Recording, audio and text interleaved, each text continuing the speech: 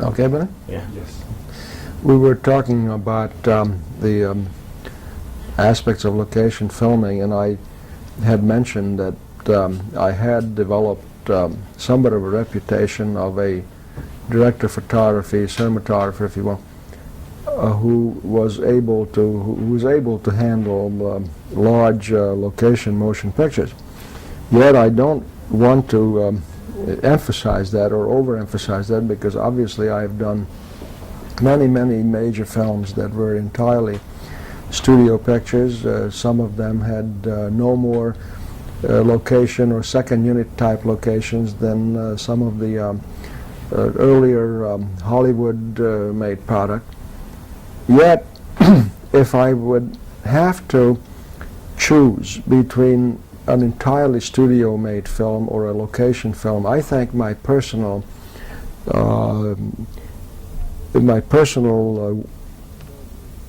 abilities or desire would be to do the location film. Particularly today, I think the motion picture audiences don't go to films anymore just to be entertained. Just to be entertained by a story or a great cast or great sets. I don't think it's enough to put a still shot of the Taj Mahal on the screen and say India 1872 or whatever happens to go with the film. I think people want to go to India. I think people want to see that part of the world. It's available, planes go there, and a lot of people travel. And so there is some reality that comes out of doing a film on actual locations, surrounded by either the natural beauty of the particular location or an interesting faraway city. And even the biggest films, shall we stop? Yeah. Have you ever done something with a fire? That means we're rolling. I was trying to. Sometimes you get your best statements when people don't know the Yeah, but you can't do that. All right, we're rolling now. Technically. Okay. Did you have that on film? No. No, I wish you. I'm willing to say it, if you will. Okay. What were we talking about? On the location. So the problems on the. Well, I think that I was talking about the fact that on an actual location today, the audiences are so sophisticated, they can tell if the film is on an actual location. If the film has a style that necessitates something that is very stylized, that cannot be found or accomplished on a location, then by all means build it on the stage. If on the other hand it's a real story, or it's a stylized real story, or such as I think you could call The Warriors, which is a very highly stylized, highly choreographed bit of unreal reality. I don't see how we could have done that film on the stage, or could have done the film partly on location and mostly on the stage. It just could not have happened.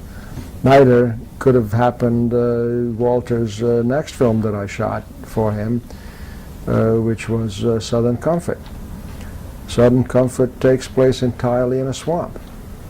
And I think the beauty of that film comes from that wonderful look that the swamp, which was, in my opinion, as big a star as any of the people in the cast of that film. You've enjoyed a creative collaboration with Walter Hill on The Warriors and Southern Comfort. What is your on-the-set relationship like in terms of setups and composition? Well, it's strange that you should pick Walter Hill and ask this question with regard the collaboration, the relationship that exists between the two of us. In all these years in the business, having worked with as many directors as I have, and very great directors and talented directors, perhaps the greatest the greatest relationship that exists is between Walter and myself. Oddly enough, there is the least amount of communication between the two of us. Walter is not given to large outbursts of enthusiasm and artistic descriptions, and yet he can be the most eloquent person with one or two words spoken when he takes the toothpick out of his mouth. Walter is an extremely talented person. He, like Francis Coppola, is also an overall filmmaker. Walter is a writer. He started in the business as an assistant director. He is a producer. Obviously, he's a director. So he is not just involved in directing films or directing other people's products. He has been very, very fortunate in most of his projects to direct his own films that he wrote either himself or in collaboration with others. And most of his films have been very, very successful. But it's very, very rare, frankly, for a cinematographer to come upon a director with whom such a great relationship exists. A director that one can admire as greatly as I admire Walter and his style, and not only as a style as a director, but admire him as a person and as a friend. And particularly in the United States, this is very difficult because a director will start a film, the cinematographer will come on, the photography is finished, the cinematographer leaves, the director stays to finish the film comes out, the director gets on the next project, calls the cinematographer, he's not available. So that any sort of continuity in this country is much more difficult than, for instance, I imagine it was for Sven Nykvist and Bergman to work together. Or also in the old Hollywood studio system when you could have Griffith William and Wyler Bitzer. and Greg Toland and Ford Right. and Joe August and Griffith and Bitzer. Well, of course, the people that you're talking about worked under the old studio system, which not only permitted but encouraged and insisted on, to some extent, on those relationships. I think that if somehow some magic wand could assure me a film a year with Walter, I would probably take the phone off the hook. And I don't know if this will happen. We just recently talked, and we might be talking about his next project in the spring. But whether we will or not, the two experiences I had with Walter, I think, are the highlights of my entire career as far as relationship with a director is concerned. Hill has called all his films westerns. Mm-hmm. And The Warriors is indeed like a subway western and lends itself to a kind of stylized look which you then bring to it. And I think your use of color, particularly in The Warriors, is quite impressive. And perhaps could you talk about your use of color in that film? Yes. Well,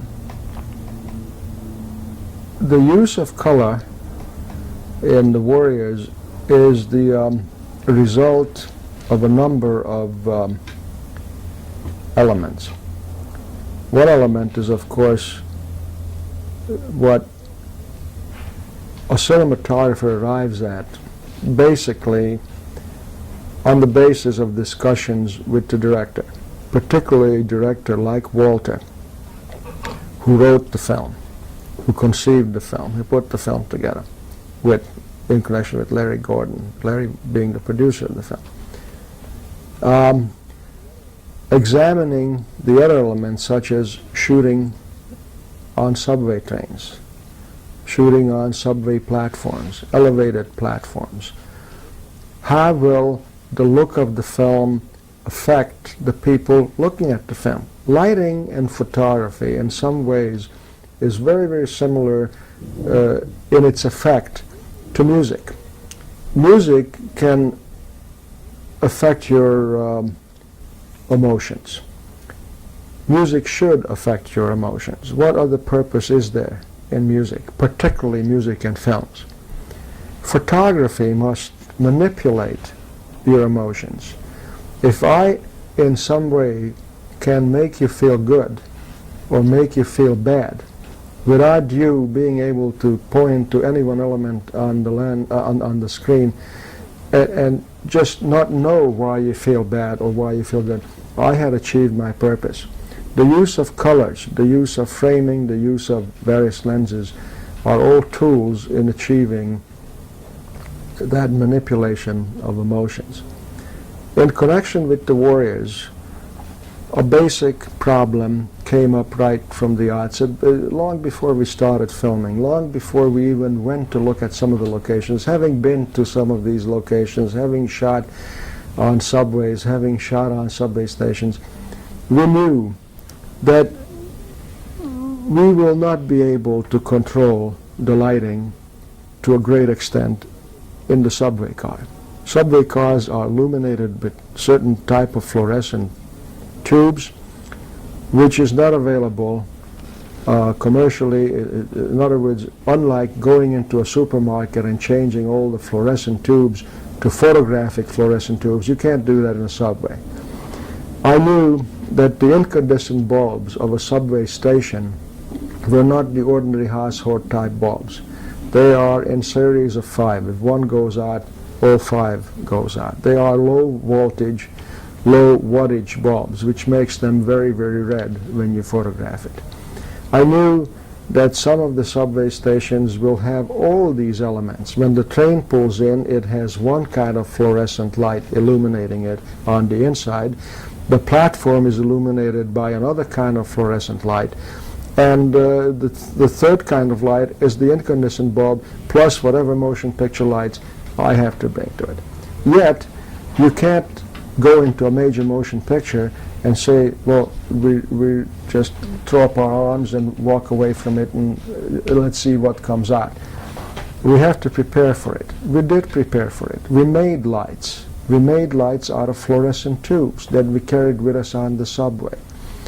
We added a certain amount of color to all lights. If you look at the film, there is hardly any scene in that film that doesn't have some color in it.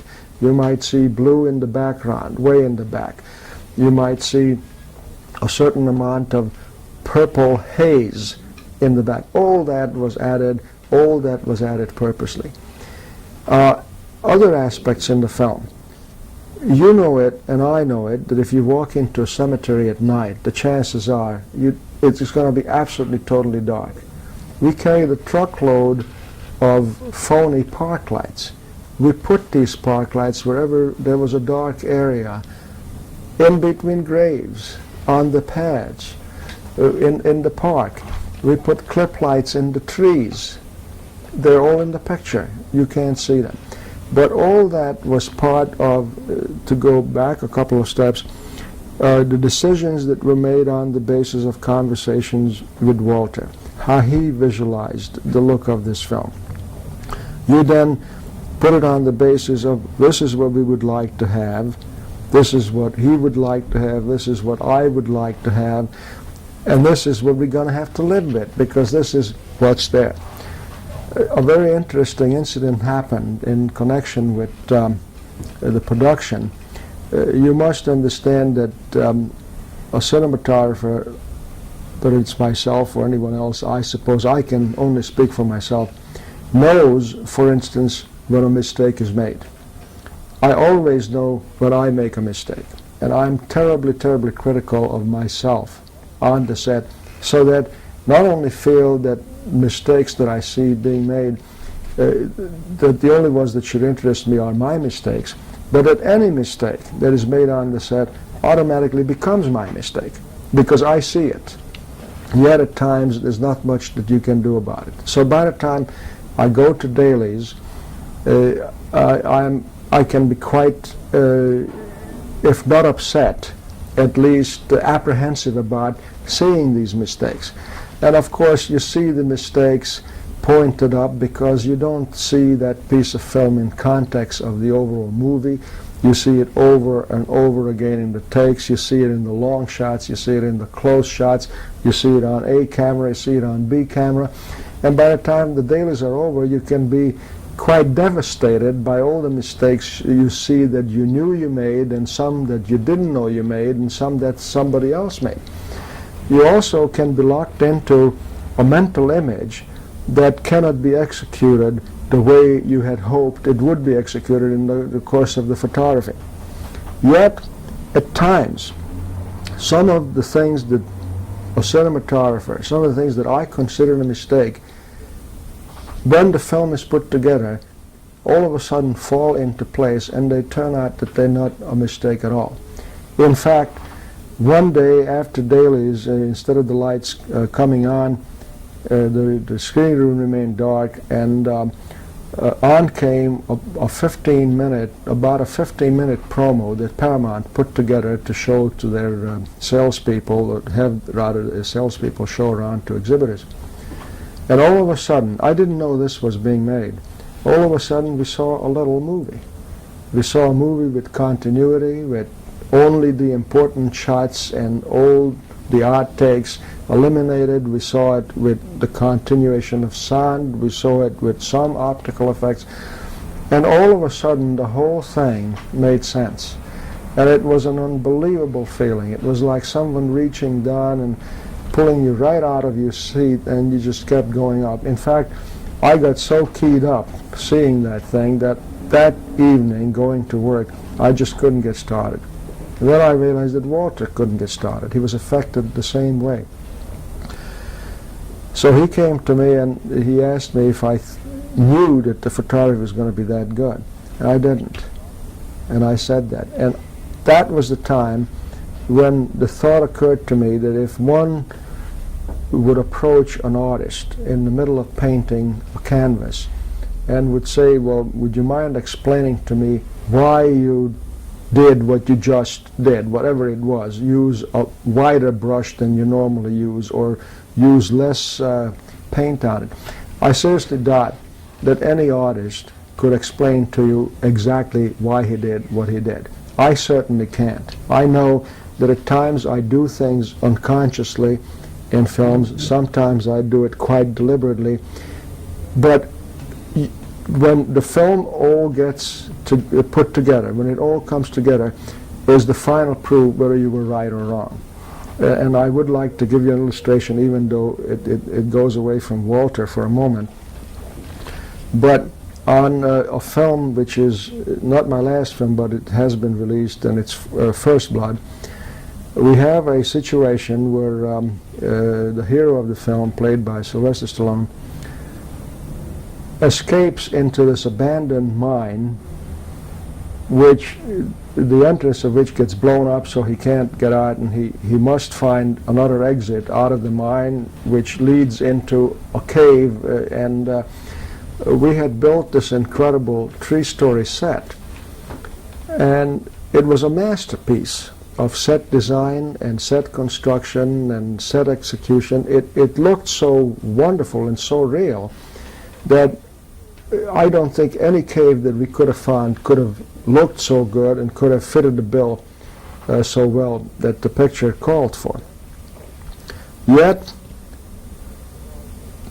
it caused a tremendous dilemma for me.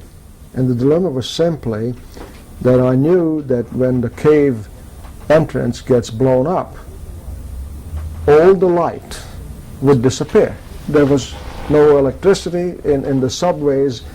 We at least had an excuse where we could put up any number of lights. In the chase scenes, I could put clip lights on tree branches. They would be out of focus. They would go by fast. Nobody would worry about it. But there is no way to put lights in an abandoned mine or a cave. There is just no excuse for light. What do you do? Well, we knew that the story called for Sylvester, or Rambo, the name of the character, to fashion a torch out of his poncho, light it.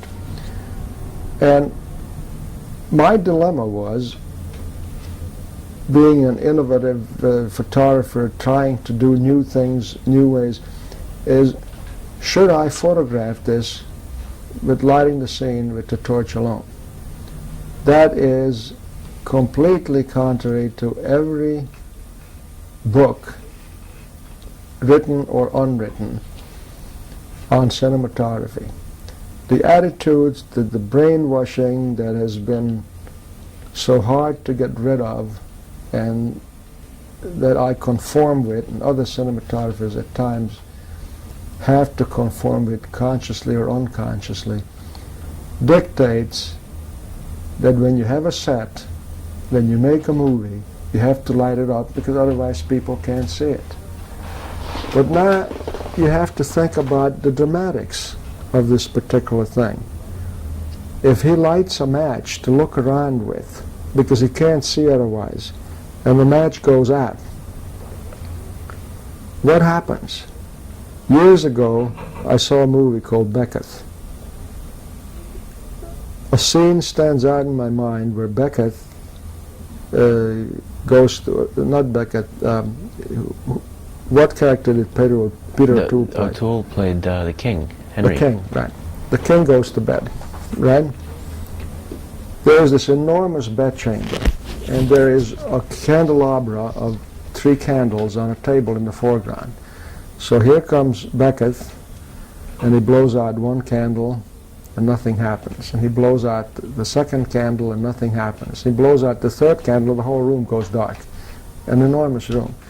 And it was like someone reached down and pulled one of my teeth. It was terrible.